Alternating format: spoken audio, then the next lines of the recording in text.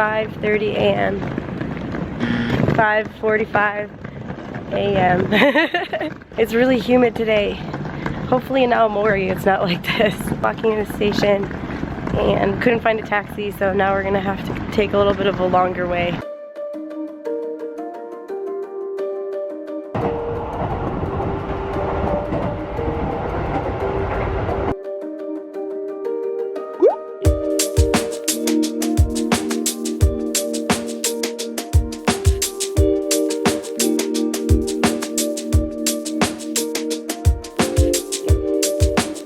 Made it to Aomori, yay!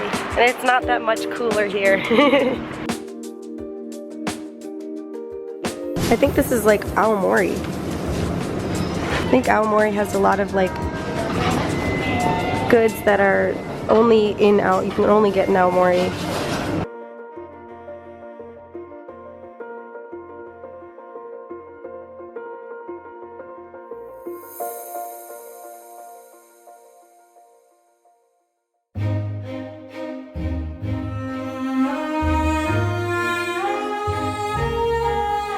We're in Inakadate right now. This is the Tumble Art, and Tumble Art is the rice field art, so people grow rice to create a picture. So you can't see it now.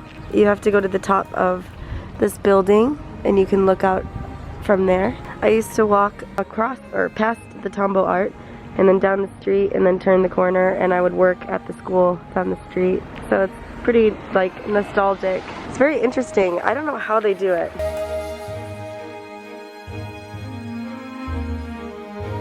Right now you can see the samurai, pictures of the samurai. And Inakadate is in Aomori Prefecture. They have been growing rice for about 2,000 years. About 200,000 people come to visit almost every year just to see this art. So it's pretty amazing. The locals come together and they plant the rice together as a group. So it's not just one person, it's a big group of people that come and help and harvest the rice, and it grows like this. So they use several different types of rice to make the art. There's another place in Inakadate that you can see the Tumble Art. So we're gonna go check that out after this. So it's pretty nice.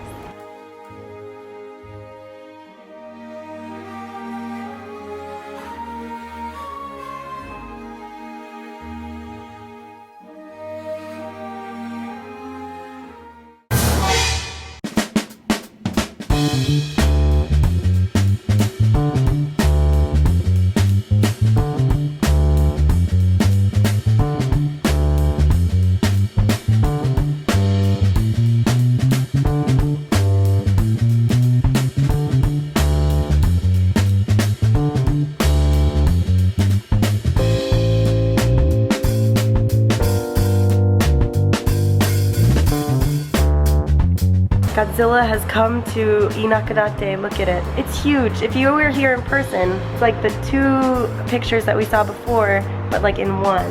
All the way stretching from here to over there. And it says Shin Godzilla. So Tambo art started in 1993. Quite a long time, but the first 5 years, like I said, they did Mount Iwaki because it's very simple. But then they transformed into this, which is pretty incredible.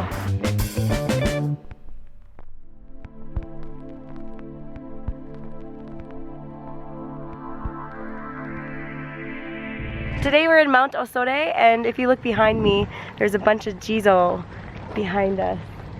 The Jizo behind us represent the Buddhist religion in Japan, representing the afterlife. Yeah, today we're gonna look around the grounds of Osore. This place is basically the bridge between the afterlife and the real world, so it's really interesting here.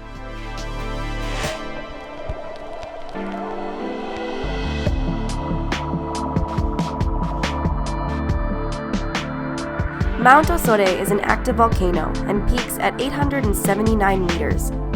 The air is silent and filled with the smell of sulfur from the hot springs and lake. So you can take a bath over here if you want, anytime, any day. It's really interesting inside. And it's all from the hot spring here, which is all the way up here. So we're gonna go check that out as well.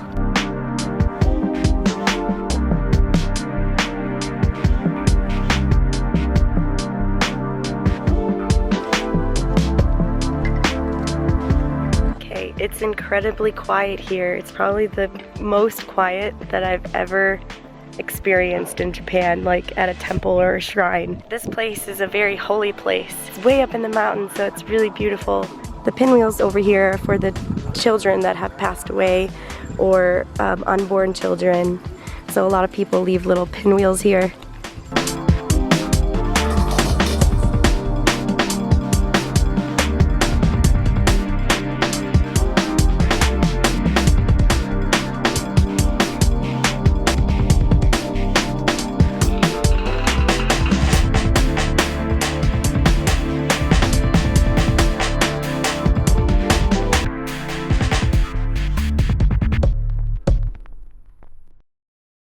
We're stepping over a bunch of rocks. You gotta be careful where you step.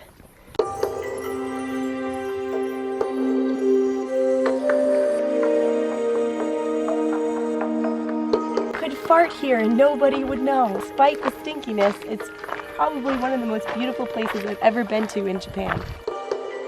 Stretching across the lands, you can see that people have stacked the stones and rocks. This is called Sino Kawada. These small stone towers were made by people who lost someone and represents their souls, so don't touch them.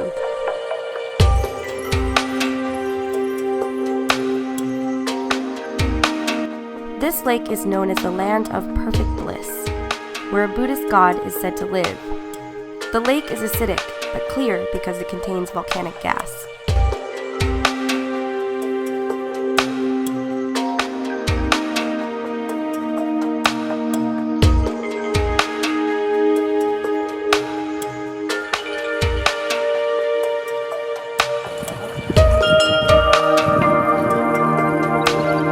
This is Gokurakuhama. It means heaven's beach. Wow, and it does. It looks like heaven right here because the water is so blue, but it's all from the sulfur. So that's why it's so blue. And it's kind of bubbling, but apparently it's cool. So if you touch the water, ooh, it's cold.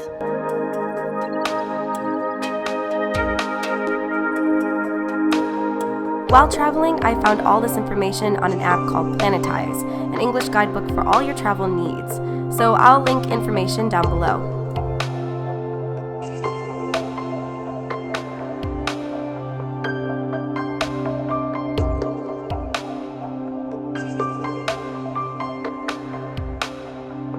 We were able to visit the very bridge that souls walk across to the afterlife.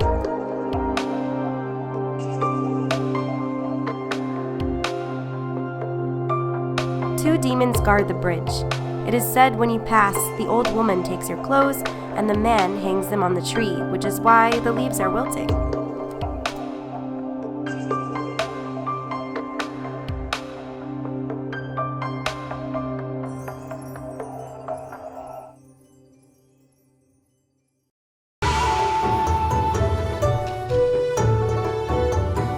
So we're at a restaurant right now called Zen, and Zen is a local restaurant that a lot of local people come, not any tourists or anything like that. It's kind of like a small little shop, and it mostly has sashimi and fish. So I got this today. This is our first meal of our course. The food was amazing and there were so many things to try. The one thing that I really liked was the shell that they lit on fire and they put some salmon and seafood and tofu inside, mixed it together with some egg, and it tasted so good. So I recommend this dish very, very much. This place was close to the very north part of Honshu. So they are known for their maguro, which is tuna, and the tuna was definitely the best tuna I've ever tasted.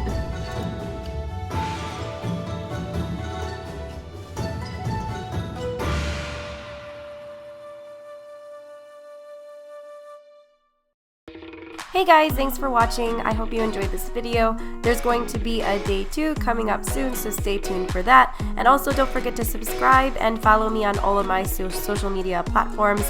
If you guys are interested in planning a trip to Japan, please check out the Planetyze app below in the description box. Thanks for watching and see you guys in the next video. Bye!